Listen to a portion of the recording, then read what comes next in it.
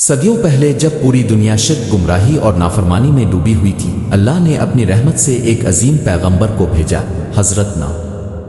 ابن اپنی قوم کو بڑے پیار، نرمی اور حکمت سے صرف ایک پیغام دیا، ایک اللہ کو مانو، اسی سے ڈرو اور اسی کی عبادت کرو۔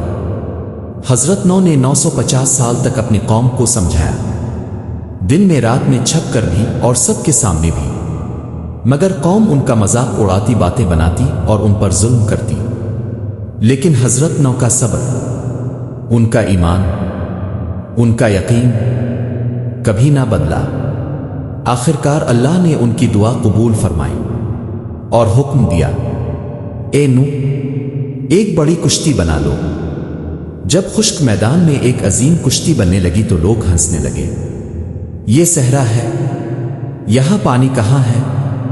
مگر نہ جانتے تھے اللہ کا حکم ہمیشہ سچ ہوتا ہے۔ پھر ایک دن آسمان کا رنگ بدل گیا، بادل گرجے، ہوائیں چلنے لگی، زمین پھٹنے لگی اور اس میں سے ابلتا ہوا بے شمار پانی نکلنے لگا۔ اوپر سے موسلادھار بارش اتری، یوں دنیا ایک عظیم طوفان میں بدل گئی۔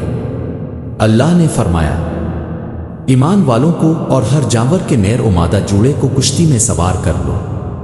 کشتی لہروں کے پہاڑوں پر تیرنے لگی، اندھیری راتیں گرجتے بادل، ٹکراتی لہریں، مگر اللہ کی حفاظت نوح اور ایمان والوں کے ساتھ تھی۔ حضرت نوح کا اپنا بیٹا تک کشتی میں نہ آیا۔ وہ کہتا تھا، میں پہاڑ پر چڑھ جاؤں گا، مجھے کچھ نہیں ہوگا، مگر ایک بڑی لہر آئی اور اسے بہا لے گئی۔ نوح کا دل ٹوٹ گیا، مگر اللہ کا فیصلہ حق ہوتا ہے۔ آخرکار جب زمین نے پانی نگل لیا، بارش رک گئی، کشتی جاودی پہاڑ پر جا کر ٹھہر گئی۔ اللہ نے فرمایا، سلام ہو نوح پر اور ان لوگوں پر جو ان کے ساتھ تھے۔